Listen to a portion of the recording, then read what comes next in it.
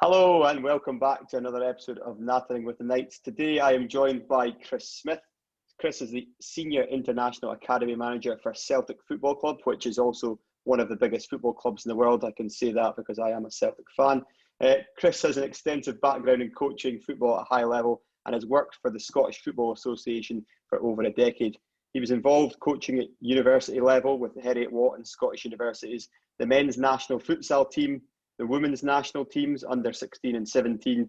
He was a women's national team scout and has some of the highest football coaching qualifications available, the UEFA A licence and UEFA Elite Youth A licence. He's regularly worked with a number of high-end players and managers in football and has plenty of stories to share with us. How are you today, Chris?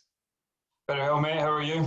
Yeah, good. I'm looking forward to this. I just to give our listeners some context, me and Chris met each other. I can't remember the year now, but we went to California. I'll say to work. 2016. 2016. Okay, so it was to work. We were coaching extensively, also taking in a bit of the sights, and yeah, I got a kind of sample of some of Chris's stories then, and let's just hope there's a few more to go with it. So we're gonna have to water some of them down, unfortunately, for our listeners, but there is some good ones in there, I know. So yeah, just to give our listeners a bit of background. So how did you get started in football coaching in the first place? Okay, Cal, I think before we answer that question, can you remember the famous football player that we met? Oh, yes, it was with you. Our first day. Yeah, Gerard Piqué. Gerard Piqué, that's right. Yeah, met him in the hotel lobby. / he met us all the way around on it because we were the same. It's a bit of a shame his better half wasn't there as well, but Gerard Piqué, multiple Champions League winner, World Cup winner, and yeah, we just got a little photo with him. I remember that. Strolling through the lobby. I know. He's up there with one of the most famous people I met. I was trying to find the photo the other day. I'm sure I've actually got it on my phone somewhere. That could be your. That might be the podcast artwork, mate. If I can find it, I'll try and find it. Let's discuss this other bombshell. You're a Celtic fan.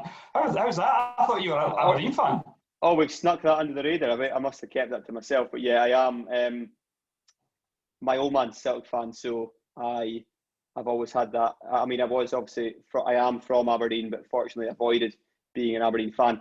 Although it's not a good year to be a Celtic fan, unfortunately, with the year we're having. It's a challenging time for the club. Did you see the news that just broke this morning, a couple of hours ago? I have not. Peter Lawwell's resigned. He's going to hand his notice in as of June. So right. Just announced at like 7:30. So I literally 2 hours ago they announced it. So does that mean that you're on a sugary peg, or are you safe, you think? I'm always on a sugary peg. You know me. So. Aye. So it's just as you say, it's been a bit of a challenging season for the club. They've been so successful for so many years, and obviously the 10 in a row is such a monumental task to try and achieve this year, and it just hasn't kind of worked out for a whole variety of reasons. So we'll see. Interesting times at the club. Indeed, and I say maybe we'll try and avoid talking about the current Celtic predicament as much as possible in case it makes me upset. So yeah, going back to probably just give our listeners a bit of context on you and your football coaching. How did you get started, and what was the background to you in football in general?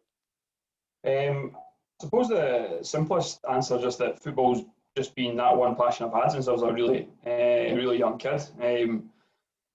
Only sport I played really when I was growing up. As much as you try other sports in school, you're going back a fair number of years now. Like football was just the one thing I played constantly throughout both primary school and high school, and always, I think, like any young player, I had aspirations of making it, but I just wasn't quite good enough. I had a delightful left foot, but a terrible right foot, so it was just one of those. I loved the game, and I always knew when I was kind of going through high school that I was going to get involved in sports somewhere. I just didn't quite know. I think when you're that age, kind of 15, 16, 17, kind of leaving high school, didn't quite know what it was, but my PE teacher at the time had asked when I was in 6th year if I would help take the first year football team, and that was my very first step into that kind of sporting coaching world, and from there became a kind of easy avenue for me to go into college and do a sports coaching course, which then led to a degree course in sports coaching, and that was kind of my first steps, not specifically into football, but just kind of making a move, I suppose, career-wise into that kind of sporting development world.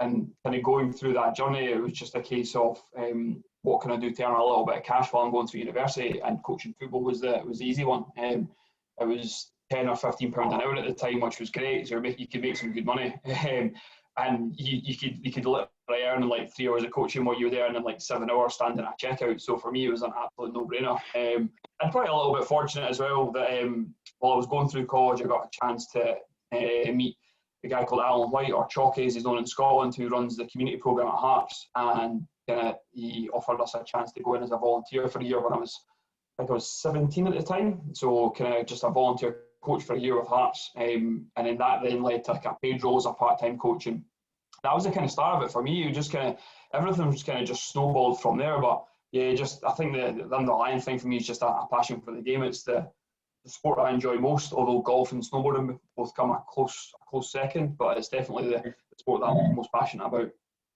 Okay, and then obviously from your kind of community role with Hearts, you've obviously managed to get yourself involved with the SFA. Was that a kind of a natural matchup? Was there a kind of connection between the two? And then obviously you stayed at the SFA for a long time after that, but how did that materialise? Yeah, there was a few years between it. So while I was going through university, I was coaching at Hearts, as I said, for a couple of years. Then when I moved to Dundee for university, I moved to Dundee United and worked with their community department. And then the summers in between, I spent in California coaching a company out there. And that kind of 3 or 4 year period really helped me kind of hone my skills a little bit as a coach, and really kind of drive a bit of a passion for coaching as well as playing. So I was still playing at that point as well, just kind of like amateur, kind of semi-pro level. And when I came back from America, I got a job as a part-time football coach for Edinburgh Council. And then I moved into active schools for a couple of years. But while I was doing a full-time job at active schools, I was coaching 4 nights a week football on top of that, partly for the Scottish FA, partly for the local council. And that's just where my passion kind of was, really. I didn't need to work 4 nights a week, but I was doing it because I love coaching football. And then there was an opportunity came up at the Scottish FA to apply for a full-time job. And funnily enough, I just started saving to go to Australia for a year. I was going to do the typical tourist thing down Thailand through Asia with one of my mates, and this job came up. And I remember him saying to me, going like, "What are you going to do if you get it?" I went, "I'll not get it." I went, "But if I do, then it just gives me some more money to save before we go to Oz." And then I applied for it. It was like literally my second ever interview, and I landed it. I got no idea how I landed it, because it was like a 4-hour rigorous interview process with 8 other candidates, of which they were all ex-professionals, excluding me. They all knew each other, so going through that interview process was really, really challenging. I honestly didn't think I had a single chance of getting it. And then, yeah, like a week later I was offered the job. I accepted it, and that was the start of it. So, and then at that point I had to turn around and tell my mate, I'm no longer going to Australia because I found a job that I absolutely love and I'm going to stay. so that's just kind of, that one kind of petered out. And funnily enough, he now lives in Melbourne full time. So. All right. Well, maybe you'd be there with him. No, it's funny. We actually met up in Hong Kong. So he obviously comes over here, I say once every couple of years, and I've been over to Australia to visit him twice. But one of the times we caught up was actually in Hong Kong. So about 3 years ago, I took 4 weeks off, and went Hong Kong. Where I went Shanghai for a week, Hong Kong for a week, and then Thailand for 10 days. And when I went to Hong Kong, I phoned him. I was like, "Why don't you come up for a few days?" So we ended up having a boys' week in Hong Kong, the two of us. So I know your city very well. I had a couple of really good nights out. A couple of stories which I probably can't tell. But it's a beautiful, beautiful city. Really good fun if you're over there just for a trip to catch up with some friends. So it's a lovely town, mate. Lovely town. So obviously the SFA. Yeah, we'll keep the Hong Kong. I'm sure our listeners know exactly what we're talking about, to be fair. So the SFA, I asked you for a few highlights, and I've got a couple written down here. I'm sure there was more than what's here, but we'll go through some of these. So, one of your big highlights you said was being appointed the women's under-17 national team assistant coach, which you did for 3 years. Can you talk through that kind of role?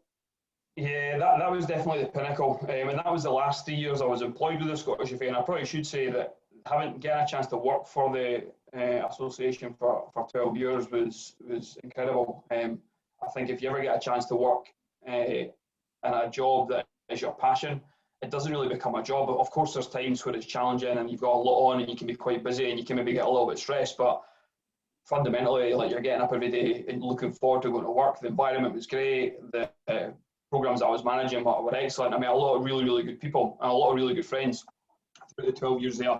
But I think, like with any job, that the longer you're in a role, the more your company gets to know you, the more they trust you, the more they value what you're doing. Latterly, the last kind of 3 years, I got a chance to go and work at national team level in the women's department. And the main that came through Shelley Kerr, who was the head coach at the time. Again, just I suppose as to how life goes, I'd applied for a job in Vancouver and just missed out, got down to the last two, and lost out to another Scottish guy who already had a Canadian working visa. And I'd spent probably about a year after it trying to find jobs abroad and couldn't find anything. And I was literally at the point of pressing pay on paying to emigrate to Canada. I was like, it was going to cost £2,500, but that was my way to get in there.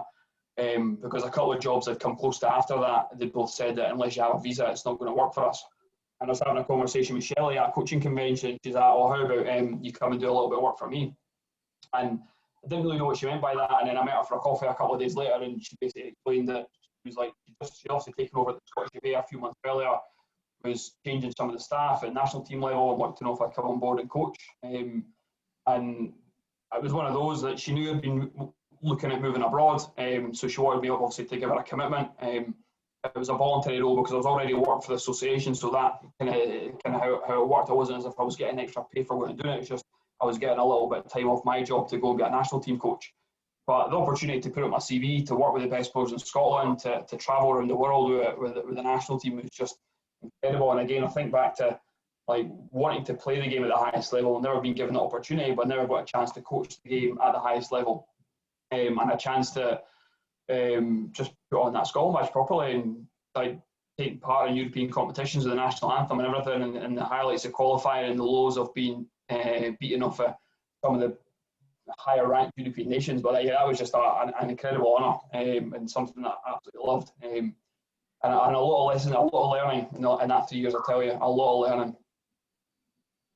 Okay, yeah, no, I mean, I'm interested to hear a little bit more of this, but I assume that the women's, I know the women's obviously have had a little bit more success in the men's department in the last 20 years. So you were a happy man, though. However, I assume in the last maybe 2 months ago, when Scotland finally overcame the hurdle in the men's section. Yeah, I think like a lot of people, I'd sit in my flat at home watching the game because of coronavirus, but crying in my flat because we've qualified. Happy tears, I would say, with a whiskey or two in hand. But yeah, it's been great to have the men's team finally kind of break that hoodoo and qualify for a tournament. And I think for Scottish football, it's a massive plus because we have got a lot of really talented players. They've been showing that at club level and just not been producing at international level at the right times in the men's game. And I suppose the women's game, as you touch on, have had a lot of success in the last 4 years in qualifying for the Euros and the World Cup back to back. Unfortunately, this campaign they've fallen short a little bit. But it's yeah. I mean, at that level, there, it's anything when it's anything to do with your country. If you're as proud as I am when it comes to your country, then being involved with it, whether it's men's or women's, you celebrate it's equally. And I think one of the things that I found is that when I got to that national team level, I got a chance to work a little bit closer with some of the best coaches that we have in the country, and even just the chance to sit down in meetings with them and look at how they analyse games, look at how they address players, how they structure their training, how they structure camps when they're coming in. It was a huge learning curve for me because you think you're a good coach and then you step up to that next level, and when you're working with the best players, you have to find ways to really challenge them. And one of the things that I found that stepping into that kind of national team level is that the practices that we were setting up and the way in which we would run camps was completely different from anything I've done before. You're getting the best players in, but you only have a really short time window to work with them. So you're not really looking at anything technical within your practices. Like I'll probably say 75% of your sessions have to be tactical because you don't have a window of time to improve technique. So if you're getting them in for 3 days or you get them in for 10 days, you really want to try and affect tactical because that's what's going to affect them in the game and give them the best chance of winning. And that was a new challenge because one of the things that I noticed pretty early on working in the women's game was that the quality of players we had in Scotland was really good, I thought. A lot of really good young players. Maybe not a lot of strength and depth, which is what probably hindered us when we got to the elite level of European competition. A lot of really good players, but the quality of coaching in the men and the women's game wasn't as strong. So a lot of our young players would come in and they just didn't have that tactical know-how. In Scotland, the women's game, they start playing 11-a-side later than they do in the boys' game because they haven't had as many years to develop. So when we get them under 17 level, you're talking some of the players can be as young as 14 if they're good enough. So 14, 15, 16 years old, they've maybe only played 11-a-side football for 2 or 3 years. So tactically, they don't quite know the game yet. So you've got to do everything you can to try and maximise that. And that was always a challenge for Pauline and I, who was the head coach, to find other ways of working with them tactically away from the small period of time they had in camp. So to digress a little bit, we used to set them homework. So our national team players would always have homework coming in at camp about 2 weeks before they would come in. We'd send them an email with a game they had to go and analyse, and we'd set them a set of questions. It might be in relation to an upcoming opponent that we had played. It might be in relation to a game we played and they had to analyse. And then when they come into camp, we'd have a homework night where they basically sit down and they present their findings and we'd agree or disagree and try and educate them on the game, because that was our way of trying to develop their tactical understanding, apart from just this 75-minute session you had on the pitch. So I might be on the email to you after this to get some of that for my online lessons, mate. That sounds quite interesting. You know what? I'll show you. This here is my Bible. So that's every single session I designed with our women's under 17s, all folded and categorised because I'm a bit of a freak like that. But that's everything there. So I've got all of it sitting in a folder. But it was one of those that as I was doing it, I would save everything because we had to record it, obviously for kind of when you're looking over your year, how did it go, and you can assess and evaluate all your sessions. I always had them pretty tough. So yeah, I've got everything that I've done in the 3 years I was with them. So yeah, like you've maybe already answered this a little bit, but one of my interesting ones to ask there was that for you, what are the biggest difference then between coaching male and female football specific athletes? Obviously you've worked with the higher end of females in Scotland there and had a great amount of success. I'm not going to ask you, the kind of like who's better kind of chat, but I would more say like, what do you find are the big differences between the characters? Because I say we've got a lot of girls in our school who are really into football. We've also got a lot of boys as well, but it's just very interesting to hear from your kind of perspective what you feel the differences are. Yeah, I think the biggest thing I found is it's not so much a difference in terms of talent. As I say, we have some fantastic young players in Scotland, and some that I think will break through in the next 2 or 3 years into the women's national team. The game's a little bit, when you watch the game, it's a little bit slower because the physicality is obviously different between male and female players. But technically and tactically, they are equally as good. I think the challenging part for me is dealing with probably the difference in psyche is maybe the way to term it. I certainly think that, or my experience anyway, working with female players is that you need to deal with the emotion a little bit more, and they need to feel involved a little bit more. Working with young boys, I think sometimes it's just like they'll do as they're told, and a yes or a no, and they'll just kind of get on with it. Whereas the girls we worked with wanted to know everything, and they wanted to be involved in everything. So we would actually explain what we were doing at training, but we'd also give them the why behind it. Because as soon as they understood it, it became a little bit easier to process. We spent a lot of time with the girls just trying to get to know them and make sure they had a real kind of social feel. So try to find time in camp to give them a chance to kind of relax and get to know each other. And we felt that really worked. But I do think that they can be slightly more emotional. I say emotional, and I don't mean that in a derogatory way. And I think, again, we were working with girls who are 14, 15, 16 years old. So they're still going through puberty. At that point there, where young players, male or female at that point, they still don't have full emotional control. And I think it was a wee bit more up and down with some of the girls that we worked with. So yeah, I think that's probably the biggest challenge, is just being aware of that and how you speak to them. You maybe can't be as cutthroat or as firm as you can be sometimes when you're working with male players. But there's certainly no difference in technical or tactical, not at all. As I said, we've got some fantastically talented players coming through, so hopefully a couple of the girls that I had a chance of working with in the next 2 or 3 years will make it to the first team. Good, all right, that's positive to hear. Okay, And then another aspect you've written here, I'm jumping between a couple, but I remember reading this one when after we'd met in California. You were the futsal national team assistant coach. So talk me through, first of all, how Scotland are actually any good at futsal, because I didn't even know we played it. And then I saw your posts on social media and I was very interested. Yeah, how did that come about for us? Yeah, do you know, futsal's it's not part of the culture in Scotland. Scottish culture is five-a-sides, playing socially, as you well know. You would just go and play a pickup game with your mates. And futsal's huge all around the world, and it's an incredible version of the game. And I got invited down to a 5-day FIFA coaching course. And funnily enough, at the time, it was an email that came out at the Scottish FA, like, who wants to attend it? And I thought, this is 5 days away from the desk, 5 days play futsal. I'll do that. That sounds like a good laugh. And I got down there and I got hooked on it. I got absolutely hooked on the game. I just thought it was brilliant. And the Scotland at the time were investing a little bit of money in having a men's national futsal team. And while I was on the course, I met the manager. And through a conversation with the manager and one of my kind of senior bosses at the Scottish FA, they asked if I wanted to go in there and give them all a hand. And that's kind of how it stemmed. It just kind of bounced from that. But like, for me, it was a really important period for me in terms of my understanding of football and futsal.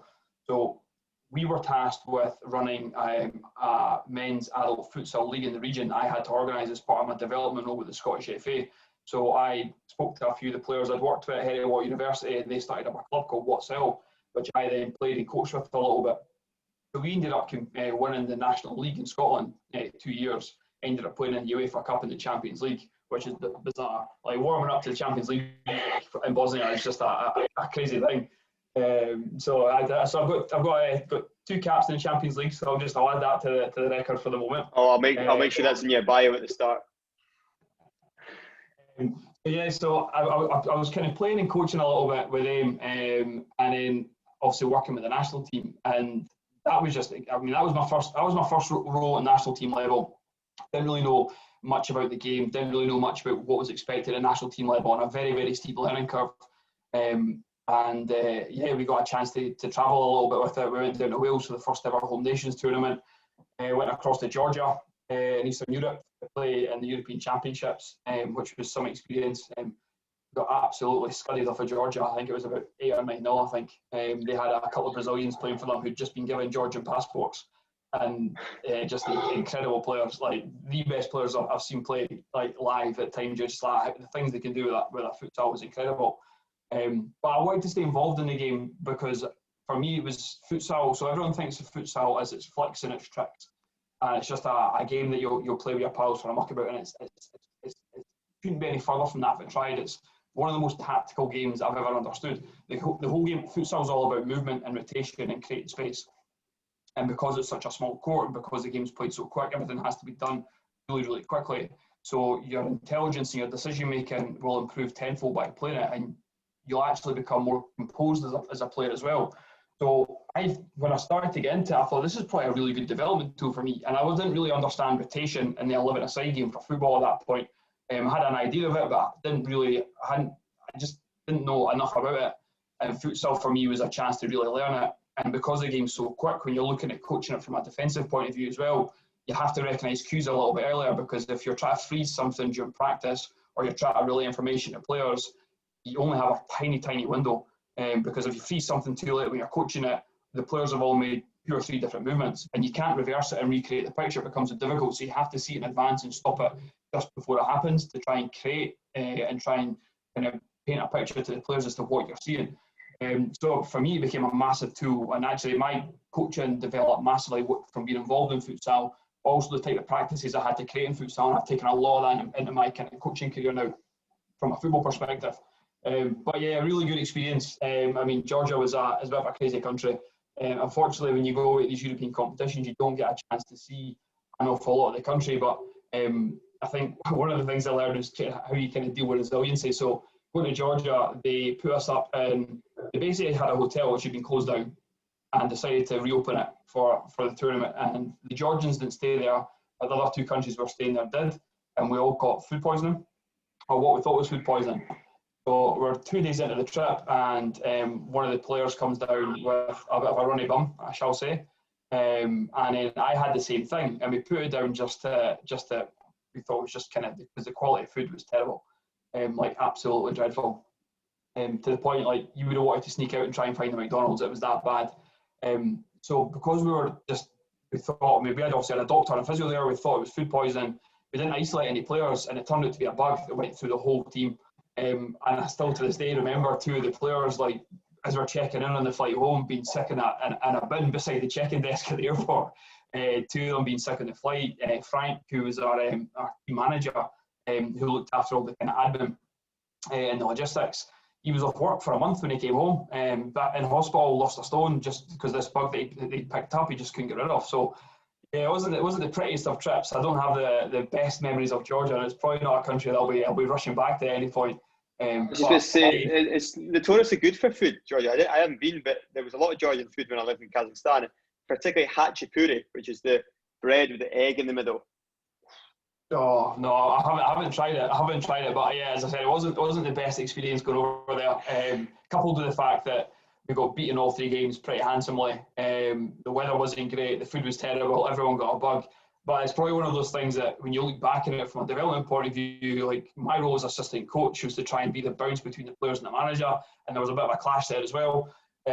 So try to stay resilient and try to find ways to make the best of a really bad situation is definitely something that helped me, because my next role, coaching role, was in the national teams in the women's game, and we had similar experiences in terms of experiencing heavy defeats. And I was in a same kind of assistant coach role, so there was definitely learning from that first experience in Georgia that kind of helped me going forward. But futsal as a game, I can't recommend it highly enough. I would love for Scotland to buy into it culturally. I think if the professional teams all bought into it, then it would really take off. And as I said, it's a fantastic tool for development. And certainly if I ever had a chance to be in charge of an academy, it would be the kind of key training aid I would use for all players up until the age of 12 or 13, because I just think it's so good technically and it's so good tactically for them that it would make them a better player, regardless of whether they're training futsal or football. Right, interesting here. So, I mean, we could probably talk SFA highlights for a long time, but I'm gonna jump a section here to your UEFA license, because I remember this vividly from our trip to California. Now, again, you probably have to thin the story down, because it was probably a 3 nights worth story, the A license. It was absolutely epic. There was just, especially because of the players you were listing were very much known to me and the guys that we were with. But yeah, what were kind of couple? I mean, it's the highest coaching badge that really is available. Like if you have a UEFA A license, people look at you different. You know, like people know that you've got something about you. There's a couple of guys around here that have got them, and they hold them. They've got, you know, they're very well respected football coaches because of the qualification they've got. So, what were kind of some of the stories from that qualification and the things you took away from it? Do you know, the thing I took away from it mostly is probably the networking more than anything else, and the contacts I've made and the contacts I've kept, and a lot of coaches I still speak to this day. That was one of the biggest things. I think anytime you go on a coaching course, you're always going to learn things from a technical and a tactical point of view. But I think as a football coach, as a career, you should be learning that always. So the biggest thing for me was just getting a chance to meet a lot of people who've played the game. Like I never played the game professionally, so I never had an opportunity to experience what these players have experienced. So I mean, I think that my group on the A license. So the way the A license worked when I was on it, there was 2 groups. I think there was around about 48. I think maybe 48 candidates in the course, 2 groups of 24. And in my group of 24, I think 20 of them were ex-pros. So a fantastic opportunity for me to learn the game from their perspective. But the best bit of learning was probably sitting down at night and going out for a beer with them. And that's when they're relaxed and they're telling your stories and they're giving you little pockets of advice. And then, of course, when you get on the course and you're going through your training on the pitch, you're playing against them, you're watching them. And I remember playing in an 11v11 game within our group. And I was the only non-pro playing on my team. I remember playing, I think Barry Robson was playing. So Barry Robson is obviously Scotland cat, Aberdeen legend, played with Celtic. He's currently, I think, the reserve team manager at Aberdeen. I remember trying to tackle him in the middle of the pitch and he Cruyff turned me. And honestly, I was searching for the ball 60 yards in the wrong direction for at least 30 seconds. Like, there's no idea where he went. I played against Paul Hartley against exact same course. I tried to nutmeg him in the middle of the pitch and took the ball off me, nutmeg me and ran down the other end of the park and scored. So yeah, pretty you get humbled pretty quickly when you're playing these. And there's a lot of coaches who are on my course who are doing really well in the game at the moment. So Nuno Espirito Santo, who's a Wolves manager, yeah, he was on my course.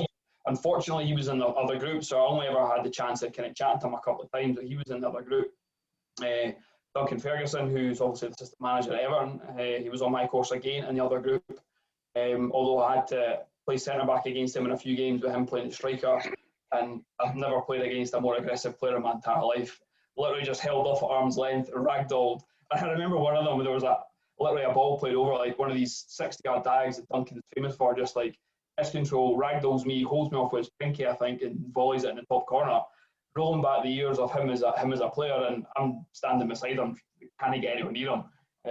So for our listeners that don't know who Duncan Ferguson is, he's probably one of the hardest players to play in the Premier League. I'll just type in YouTube, and you'll get enough material to kind of see what Chris is talking about there. Yeah, and the thing is as well, when I only had the chance to chat to Duncan a couple of times because he was in another group, and the difference that when I hear him speak now, when he had that chance to manage Everton for a couple of days and the kind of interim boss, he speaks really well about the game. He's really articulate. And when I met him, I didn't think ever that he was going to get to the level he's at, but he's got a real passion for the game, a real knowledge for the game. And I think with a lot of pros, you miss that. Like, that was one of the things I noticed in the course, is that the pros that were coming onto it, a lot of them were extremely knowledgeable about the game, which you would expect, having been professionals for 15, 20 years. What they lacked was just the ability to sometimes transfer that into a coaching session, because they maybe didn't know the logistics and structural side of how you set up a session, how you manage it, and how you deliver it. But actually, their knowledge of the game was fantastic. And that was probably the part of the learning that I found really easy, because I'd been coaching for years. So planning a session, organising it, delivering it, knowing when to step in, knowing how to change things on the hop, because I wasn't maybe getting from the session what I wanted to get from it. That was a part I found pretty easy. What I lacked was a knowledge of the game. So if I think about Duncan Ferguson being an example, like, I wouldn't understand why he'd made certain runs because I just didn't have his tactical understanding. So I'd watch him in a session and then I'd pull him after. Now, Duncan wasn't in my group, but the strikers I had in my group, looking at Mark Burchill, who played with Celtic and a really kind of strong career down south, Andy Kirk, who was Northern Ireland international, was one of the strikers in my group. Who else was a striker in my group? I think they're the two that jump out that I can remember that I had. But I remember specifically speaking to Andy Kirk on 2 or 3 occasions about why he was making runs and what he was seeing at the time, depending upon where the ball was. So you pick up little nuggets of information that I think they're so valuable. And I think when you go in these courses, you have to be comfortable recognising that you don't know everything about the game. And you might sound a little bit stupid asking them certain questions, because they'll be like, wait, you're on an A licence and you don't know this. But that's where I was in my journey. So I had to be comfortable enough to ask these questions to make sure that I could get that knowledge, because ultimately that's what's going to help me progress my career. And a lot of these people that I still speak to daily, well, not daily I suppose, but I still speak to pretty regularly. Mark Burchill being one. Mark's now the chief scout down at Bournemouth, who are also now playing in the Championship, but have been in the Premiership for the last kind of 3 or 4 years. I still speak to him fairly regularly. His daughter, in fact, is in the Scottish national team, under 16s, probably under 17s now. So there's a lot of people that I've kept in touch with that I would class now probably as friends and really good connections to have in the game. Okay, and so then obviously after your time, you said 12 years at the Scottish FA, you were headhunted, I'll say, by Celtic. So what was the kind of process to that new role materialising, and also like what changed in terms of the actual role that you were taking on at Celtic compared to the Scottish FA? Yeah, I'll headhunted was your term and not mine.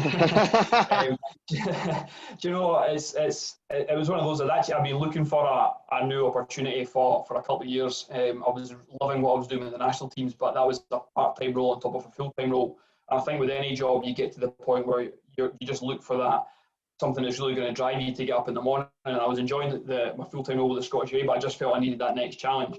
I'd been really close to landing a couple of jobs, one down at Man City as a technical director, where I got down to the last 2, one with a friend in America. I had a couple of opportunities to get involved in the game and didn't quite work out.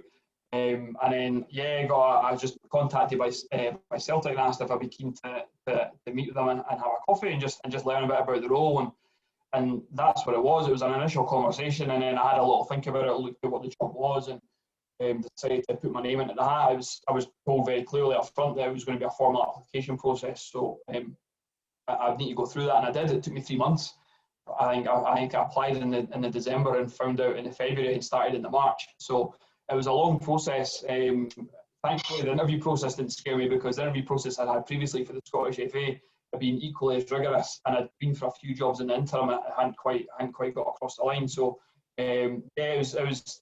I mean, it's the biggest club in Scotland in my eyes. I'm a Hearts fan, as I think most people know, but when a club like Celtic offer you a job, for me, it was an opportunity to get involved in a professional club full time. One of the frustrations I had at the Scottish FA was my role in particular. I wasn't allowed to work at academy level, hence why I haven't actually, but I had never coached like a Hearts or a Hibs or a Rangers or a Celtic like kind of youth team, because I wasn't allowed to, because of a kind of clash of interests.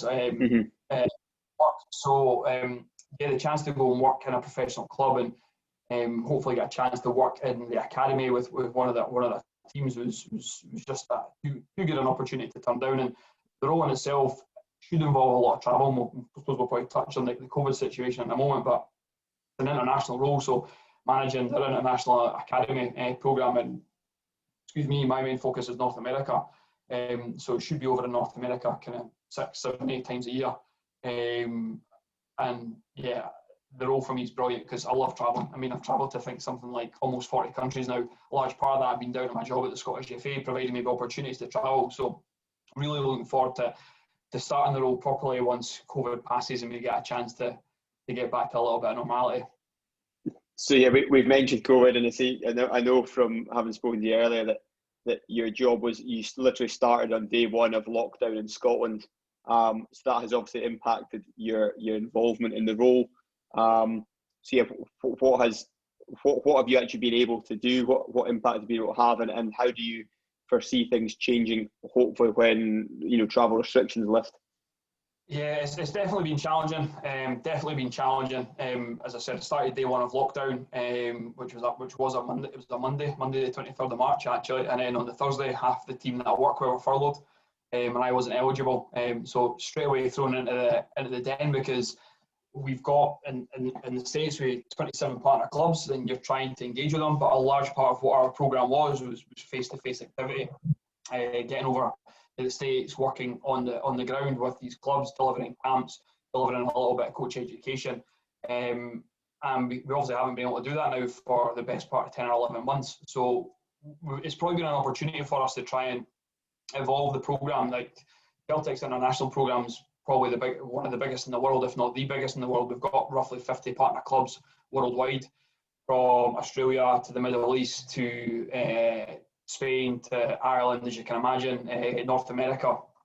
So got a huge number of partner clubs, but I was trying to maybe move a little bit to probably take control a little bit of the online space, which isn't something we've really done. We have a coaching curriculum that our clubs have access to, but in the main, that's the only real kind of online kind of work that we do with them, which I don't even know if you really class as online work. You're just giving them access to that curriculum. So what we try to do over the last kind of 10 months is we've kind of added a coach education arm to the program, and we've built up a couple of coach education programs that allow us to engage with our clubs online. So one of the ones we launched a few months ago is an online mentoring program. So we've currently got 12 coaches from all over the world who are being mentored for 6 months online by myself. And that's allowing us to continue the engagement with the clubs while we can't get out to travel and visit them. We've got a coach education module, which we're hoping to release in the next kind of month or so. And initially that's going to be for all our partner clubs. So essentially it will allow them to complete some internal training with their coaches. So we've got kind of 5 webinars and then some assignments at the back end of that. So probably 15 hours worth of learning. But the first one we're going to look to launch with them is going to be around kind of foundation coaches. So level 1, level 2 coaches who are maybe working with youth teams, children's teams, and maybe just kind of making their first steps into the coaching world. But we've got plans for a kind of intermediate level and then an advanced level as well. And really try by moving into that online space, it's given us an opportunity just to engage with the clubs, because I think when we get to the point where we can travel, and hopefully that will be this summer, we'll have an opportunity to engage with our clubs on a pitch basis, kind of face to face, but also in this online space as well, which now means that for some of the partner clubs who maybe only engage with once or twice a year when we happen to travel to America to visit them, now we can engage with them 12 months of the year, all year round. So as much as it's been a challenge that we haven't been able to get on the pitch and deliver face to face, it's given us an opportunity to evolve and grow a little bit, and we're starting to make kind of small moves into that market, and it's definitely going to help us in the long term. The challenge is going to be at what point international travel becomes as easy as it once was. And you'll know that, being Scottish and living in Hong Kong and not being able to come home and visit family, it's equally frustrating for us not being able to get out and work with our extended family at Celtic. So we'll just continue this online space and hope for the best in the next 6 months. Okay. And then obviously you touch on the fact that Celtic have probably got one of the biggest international soccer academies already in the world. That's kind of the hope that they would maintain that status. So in terms of the future goals and targets that the role has, you mentioned to me about the Adidas kit deal. So that's obviously delving in a little bit more like business side. What's that? How does that pivot on the targets for the soccer academies?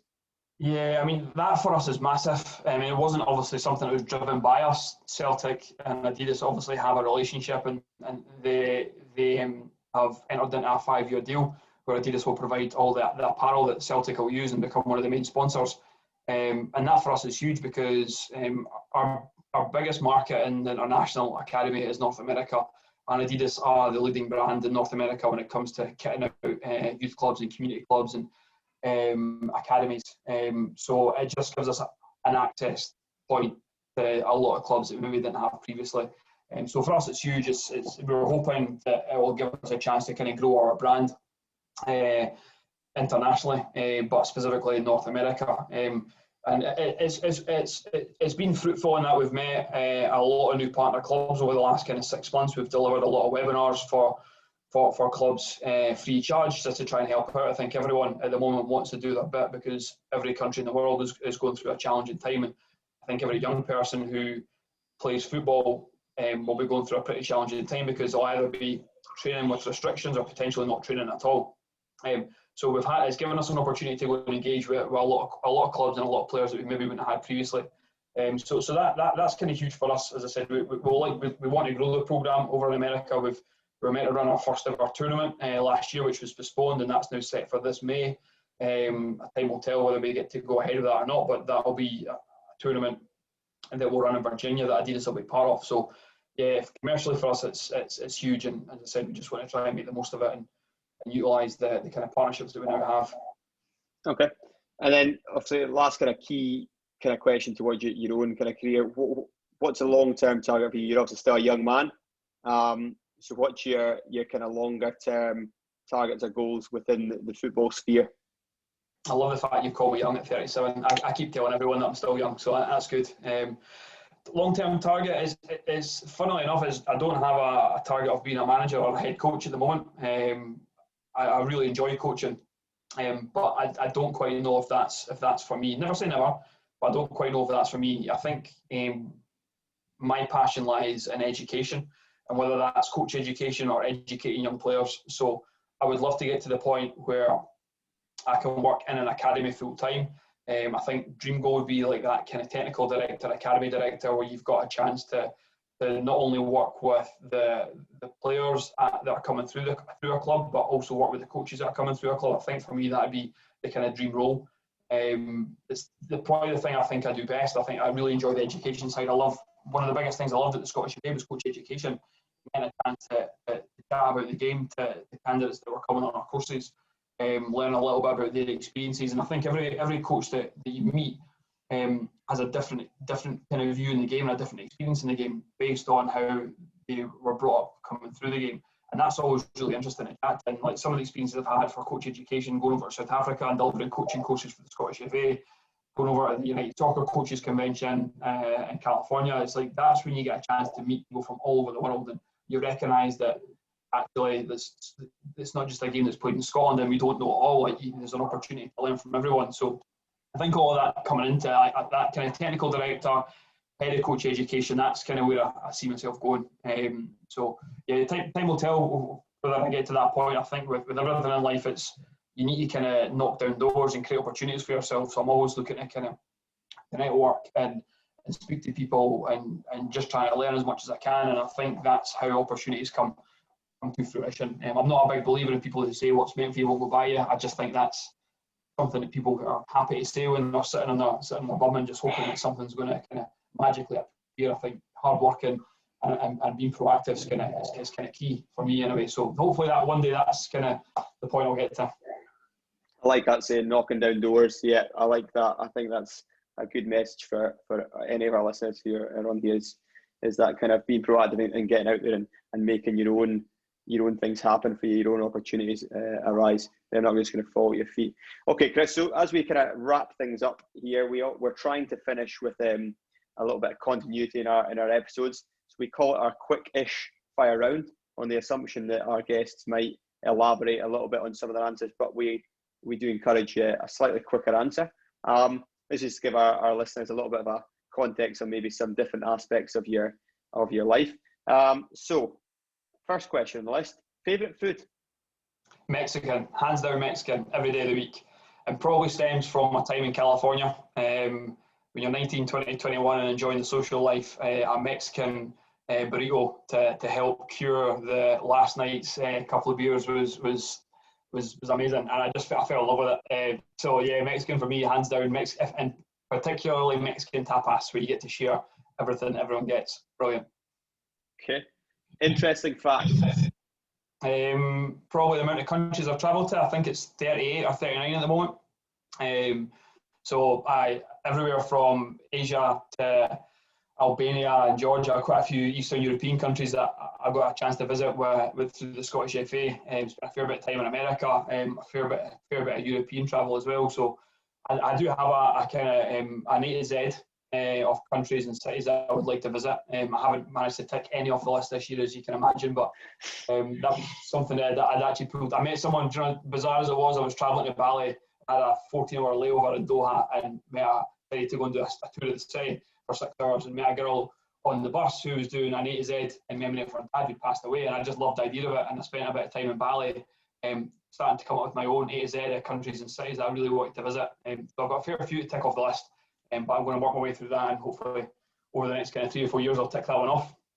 Okay, that's good. Favourite holiday destination as a well-travelled man? I'd imagine it's a hard one. Cape Town for me is the most incredible place I've ever visited. Again, it was a work trip. I got a chance to go to Cape Town and do a little bit of coach ed for the Scottish FA, and then went back to visit it afterwards because I just fell in love with it. It's a stunning city. Beautiful vineyards, amazing outdoor lifestyle. Weather's incredible, culturally really interesting. It's got a bit of an edge to the city. So Cape Town would be my favourite place to visit, and I'd love to go back. But Meyerhofen in Austria would be a close second. I think I've been there 6 times now to go snowboarding, and just love it. Beautiful village, amazing kind of ski and boarding resort, and it's just an incredible place. So either of those two. Okay. Favourite gadget? My Peloton. Which is not actually mine, it's my girlfriend's, but she gave it to me when we went into lockdown because I would use it more than she would. So that for me has been an absolute godsend. So I'm on it all the time. So yeah, I'd say the Peloton bike's the winner for me at the moment, especially when you can't get out and cycle in Scotland at the moment because it's absolutely freezing. So. Okay. Favourite book? Black Box Thinking, Matthew Syed. If you haven't read it, I know you like to read a book or two. I've read this one. Good book. Yeah. So that's probably my favourite. You'll see my book collection behind me. That's a few. Yeah, I like cleverly positioned.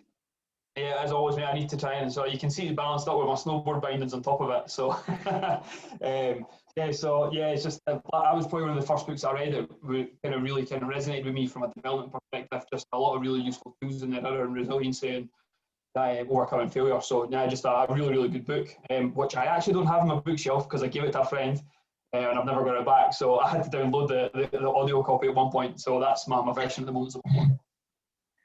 No, I agree. Good book. It's been good because every time I ask this, I'm hoping somebody gives me a book I haven't read, but that one is a recommend. I haven't read it in ages, so I'll go back to it. Have you read Factfulness? I've not. So that's the book I'm reading at the moment. I cannot remember who it's by, but it's essentially about your view on the world and realizing the world is actually in a far better place than the media portrays. Really, really interesting book. That's my book for January that I need to finish in the next couple of days. But it's a really eye-opening book around kind of how the world is improving as a whole. So that's one that I would recommend that you go and read it if you haven't read it. Okay. Most famous person met. Now this must be again a hard one. You've met some famous, especially footballers, I imagine. Yeah, I have, but I always try. Like, it's funny when people ask that question. I always try and think about people other than football players because to me they're not famous. It's just like it sounds daft. It's the industry that you're in. You kind of meet people all the time like that. The one that jumps out though was quite funny was Nicola Sturgeon and Louis Saha. So Nicola Sturgeon's obviously the first minister for Scotland, and Louis Saha, French international, won the Champions League, played with Manchester United, and I met them both at the same time at the same event because when I was working over at the Women's World Cup, Scotland played England in Nice, and we were over there scouting for Scotland and had to help run a PR event. So we had to coach some local children for an hour or so, a few hours before the Scotland-England game in Nice. And it was a pretty much a PR stunt, so Nicola could come down and get a couple of pictures. But we're told Louis Saha was coming down as well, and I had to take a coaching session with one of my colleagues. So we flipped the coin. He got the girls, I got the boys. And Nicola Sturgeon came down and wanted to go and watch the session with the girls. So I was trying to take a session with the boys, and had this interpreter come over and say, "Listen, there's an injured person wants to come and give you a hand to coach. Is that all right?" And I was like, "Yeah, just bring him over." And so Louis Saha comes over, but I'm coaching, paying no real attention to what's going on. I'm trying not to screw anything up because there's like loads of media and cameras about. So I was introduced to them. I just said hello, and I was like, "So you're a player, but you're injured?" He's like, "No, I'm not a player. I was a player." And I'm like, "That. So wait, you're a player or you're a coach? Like, who are you? Like, what are you doing?" He's like, No, I'm a player." So I'm like, "Well, are you injured? Is that why you're not taking part in this session?" And of course, I'm not realising that he's 20 years older than the players I'm coaching. And actually, he's Louis Saha. So we had this really awkward conversation for about a minute and a half. And then the interpreter just stepped in and went, no, this is Louis Saha. He played with Manchester United. And of course, I've just dropped the bomb. And my colleagues erupted in laughter. Like a Champions League winner. And he hasn't even recognised him. I'm trying to introduce him as a player and as a coach. Oh my God, so embarrassing. I hadn't lived that one down for a while. So yeah, the two of them in the same kind of space of 2 minutes, met the two of them and made a total review of one of them. So yeah, that's a good one actually. I like that. If you're an animal, what would you be? Yeah, biggest animal, isn't it? That and the fact that they live in amazing places. And I love the outdoors lifestyle. So the thought of living, like being in Vancouver or Canada and the mountains, that's just my ideal kind of holiday destination. So yeah, probably a bear, just for that reason. They get to live in a really cool part of the world. So okay, if you could get yourself anything in the world, what would it be? To be materialistic, I would go a chalet in Lake Tahoe. Have you been to Lake Tahoe? Yeah, Lake Tahoe, yeah. It sits also in the border of California and Nevada, and it's just an incredible resort. Like, I've never been to it in the winter time. I've been fortunate enough to go there probably 4 or 5 times during the summer when it's an incredible just mountain resort. It's got a beautiful lake, mountain resorts for snowboarding and mountain biking and all the rest of it. And as a snowboarding resort during the winter, it's got 4 or 5 major resorts. And it's just incredible. So yeah, I'd love to go back in the winter time and own a chalet there and be able just to flip between the two. That'd be the dream, absolute dream. And then our final question of the session: biggest life lesson you could share in under 60 seconds to our listeners? I'd probably go with being resilient. I think I touched on earlier in the conversation around kind of taking the bull by the horns career-wise and not hoping that something's going to land you in a play. And that is a really big lesson, but I think for me, being resilient is really key. As I kind of alluded to throughout about the podcast, that I've had a few job opportunities that just haven't quite worked out. And I think every time you look to achieve something in life and you take a knock, it's always how you react to that. And just developing that resiliency is really, really key. And it's probably one of the biggest lessons that I'll try and pass on to any youth players that I'm working with.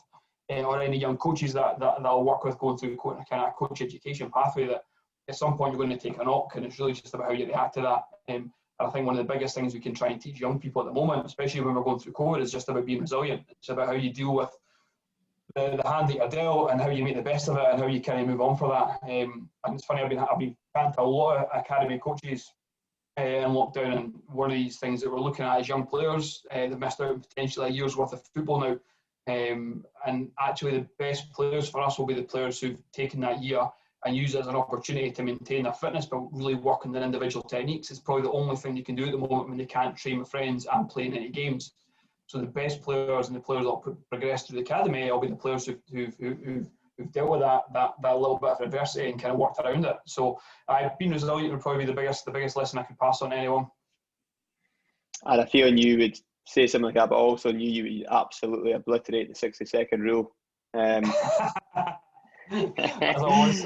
It couldn't be too far off it, surely. Well, I didn't have the timer out, but I probably should have for you. It's a good lesson, though. It's a good lesson. It's worth 30 seconds. I'll let you have it. Well, Chris, it's been an absolute pleasure both to get you on the podcast, but also for a catch-up, a long overdue catch-up between us, and get a little bit of an insight as to how you're getting on just now. Obviously, we hope things can improve for everybody, but also specifically for you in that role, because I know you want to get your teeth into it in a little bit more of an impactful way and get face-to-face with some of the players on the ground. So yeah, it's been an absolute pleasure, mate, and I'll give you a copy of this when we're ready. We'll probably hold fire on this one till after the Chinese New Year holiday here. Save it up for after then, but yeah, no, I'll give you a nod when we're ready to release. Sounds good, and thanks for inviting me on, and it's been good to catch up, mate. So a pleasure. Right, mate. Well, all the best, and enjoy the rest of the day. Take it easy, mate. Cheers, mate. See ya.